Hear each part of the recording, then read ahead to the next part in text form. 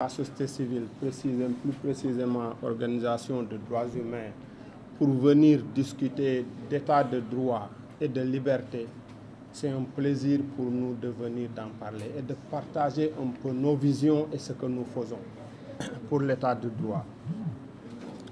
Donc je remercie les organisateurs, je remercie aussi particulièrement Souleymane, un jeune frère ici présent, et Ousmane, et Maïmouna et autres, les autres membres de FRAPP que j'ai connus dans d'autres circonstances. Alors, notre exposé sera concentré sur 3 points. Dans un premier point, nous allons un peu expliquer pour nous qu'est-ce que c'est que l'état de droit et qu'est-ce que c'est aussi les libertés. Et dans un deuxième point, nous allons montrer qu'il y a eu une volonté affirmée de protéger les libertés. Parce que ça aussi, nous pouvons citer des textes qui le prouvent. Et enfin, nous allons montrer que ce que nous sommes en train de vivre aujourd'hui, c'est un revirement que nous avons connu depuis 2019. Parce que c'est depuis 2019 que le bateau a commencé à tanguer. Donc pour nous, parce que la définition que je vais donner aussi, ce n'est pas une définition que nous avons créée. Je rappelle toujours, et ça c'est à l'intention de ceux qui nous disent que si vous dites telle chose pour telle personne, vous devez le dire pour tel autre groupe. Nous ne fonctionnons pas comme ça. Nous mesurons les engagements de l'État. Et les engagements de l'État sont contenus dans des textes, des conventions que l'État a signées. Donc la définition que je vais donner, c'est une définition des Nations Unies. C'est les Nations Unies qui nous disent: l'état de droit est un principe de gouvernance. Il constitue également un aspect fondamental de la consolidation de la paix et des efforts connexes d'établissement d'institutions de justice pénale efficaces mais crédibles. Ce principe de gouvernance, en vertu duquel l'ensemble des individus, des institutions, des entités publiques et privées, y compris l'État lui-même, ont à répondre de l'observation des lois promulguées publiquement, appliquées de façon identique pour tous les administrés et de manière indépendante, et compatible aussi avec les règles et normes internationales en matière de droit de l'homme. Enfin, c'est un principe qui implique l'existence de mesures propres à assurer le respect des principes de la primauté de l'État, de l'égalité devant la loi pour tous les citoyens, de la responsabilité au regard de la loi et de l'équité dans l'application de la loi. C'est comme ça que les Nations Unies, le tracé qu'ils ont fait, c'est ce cadre-là qui est prévu pour qu'on puisse dire nous sommes dans l'état de droit ou nous ne sommes pas dans l'état de droit. Et pour les libertés publiques, c'est des libertés en général qui renvoient au pouvoir d'agir selon sa propre détermination, sans contrainte aucune. Donc l'exercice n'implique aucune action particulière d'autres personnes. C'est des libertés aussi qui sont connues, le professeur Mungouda en a parlé depuis 1789. En France, ça a évolué et en 1880, les libertés publiques ont commencé à être reconnues et aménagées par la loi. Au Sénégal, nous connaissons la loi de 1978 qui réglemente la question. Et on peut citer aussi, du point de vue administrativement aussi, nous pouvons dire qu'il y a eu des évolutions ou des points positifs qui peuvent être notés. Les doyens sont revenus sur un peu l'époque Senghor. Je ne m'attarderai pas là-dessus parce que ceux qui l'ont vécu sont là et ils l'ont eux-mêmes raconté. Je vois le doyen Diallo Diop derrière. Je sais que lui, il a vécu l'époque Senghor dans sa famille.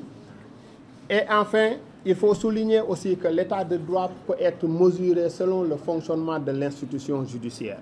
Parce que généralement, quand les citoyens ne sont pas contents, on pense à saisir l'institution judiciaire qui doit jouer sa partition. Alors, pourquoi nous disons qu'il y a eu une volonté affirmée de protéger les libertés dans le cadre d'un état de droit? Le Sénégal s'est engagé dans ce qu'on appelle le pacte international pour les droits civils et politiques, parce que ça, c'est un document des Nations Unies contraignant pour les États et qui, en réalité, protège tout ce qui est liberté, tout ce qui est droit. C'est un document que le Sénégal a ratifié depuis 1978 et sa ratification oblige l'État sénégalais à produire tous les 4 ans un rapport pour dire quelles sont les avancées, sur qu'est-ce que l'État a fait sur tel point, tel point, tel point, y compris les manifestations qui se passent ici, les personnes qui sont arrêtées, les blessés, souvent les décès et autres. Parce que ça, c'est des rapports que nous recevons et nous faisons aussi le contre-rapport parce que c'est à nous de l'évaluer et de dire aux Nations Unies que le document que notre État vous a présenté, certes, en tel et tel point dit vrai, mais dans d'autres parties, l'État n'a pas tout dit, le document n'est pas complet, nous pensons que l'analyse n'est pas allée, ainsi de suite. Pour aider un peu le comité des droits de l'homme qui en réalité surveille ce pacte-là, à pouvoir un peu voir ce que l'État fait et l'évaluer correctement. Il y a l'article 7 de la loi fondamentale du Sénégal que l'État aime bien citer aussi dans ses rapports pour montrer qu'il s'inscrit dans ce régime de liberté. Donc le droit de manifester et le droit de marcher pacifiquement n'est soumis ici au Sénégal à aucune autorisation. C'est pourquoi nous disons que nous sommes dans le régime de la déclaration. Et c'est comme cela depuis 1978. Nous avons aussi d'autres documents que l'État produit ou a produit qui nous permettent de dire que l'État était sur la bonne voie. Parce que si vous regardez le PSE, le document par exemple de 2014, l'État dit que la garantie de la protection des libertés individuelles passera par la réforme du code pénal et du code de procédure pénale.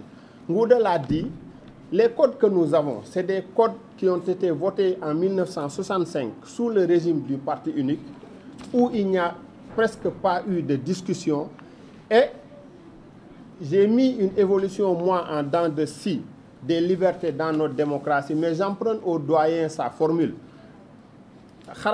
Ou un visage tantôt sombre, tantôt clair. C'est une bonne définition, c'est une bonne image pour expliquer ce que nous allons dire. Parce que nous avons vu que le régime socialiste, à 1 mois du premier tour de la présidentielle de 2000, sentant la défaite venir, sont allés à l'Assemblée pour modifier le code de procédure pénale et y intégrer l'article 139 que nous avons aujourd'hui, qui a permis de mettre beaucoup de gens en prison. Et tous ces articles-là réunis, je parle des 2 codes, code pénal comme code de procédure pénale, l'État sénégalais s'était engagé à les réformer et les réformes ont été faites. Il suffisait juste de faire passer les textes devant le Conseil des ministres et puis les amener à l'Assemblée pour être votés. En tout cas, c'est ce que l'État a soutenu devant le comité des Nations Unies contre la torture en 2018. L'État l'a soutenu et s'était engagé à le faire. Malheureusement, entre-temps, la réforme a été abandonnée.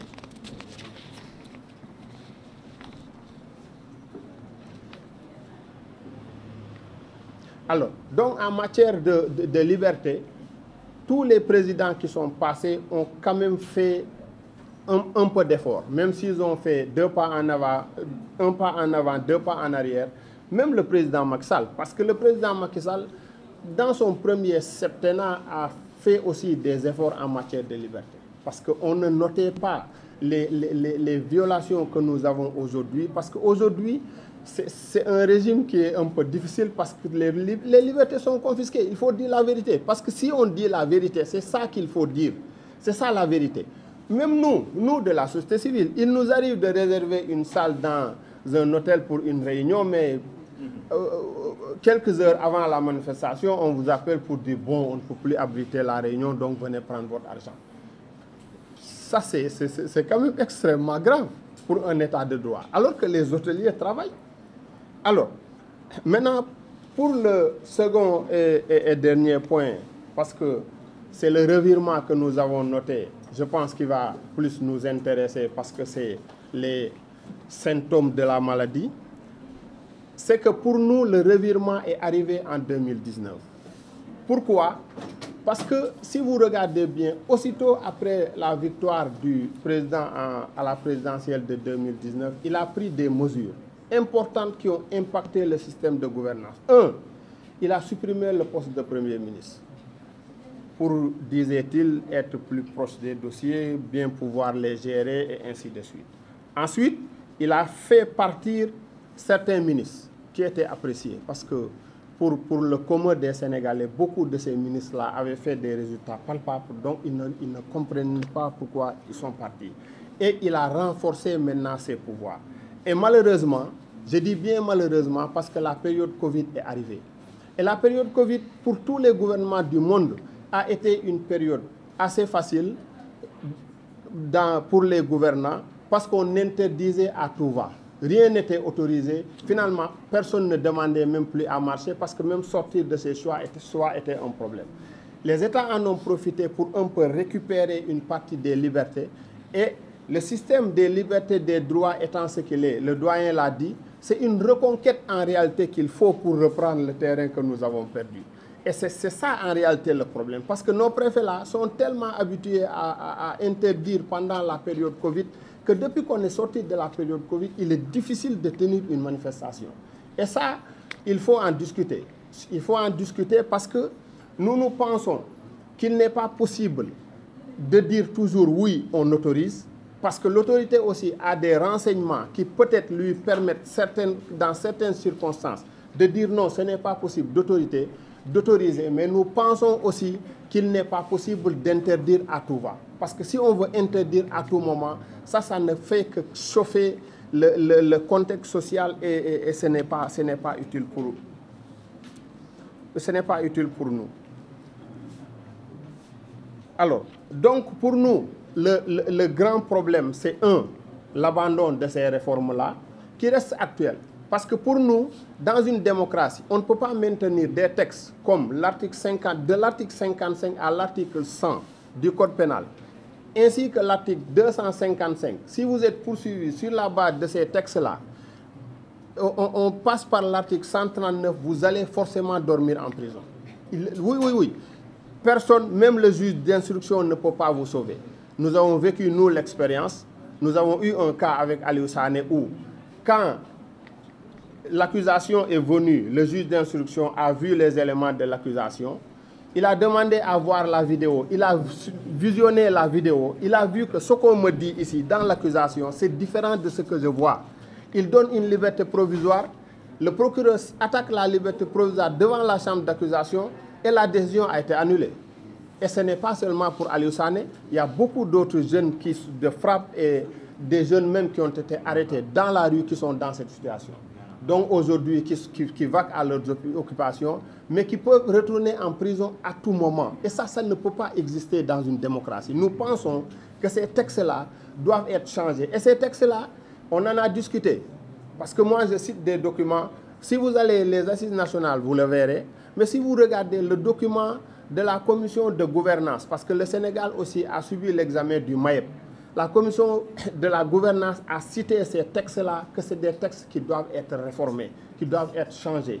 Et on doit instituer un juge des libertés aussi. Parce qu'avec les pouvoirs que notre procureur a, il est bon d'avoir un juge qui permet de dire est-ce que le procureur a raison de vous envoyer en prison ou pas. Alors, n'ayant pas tout ça, nos libertés sont vraiment exposées. Nous sommes tous exposés parce que ici, n'importe qui peut aller en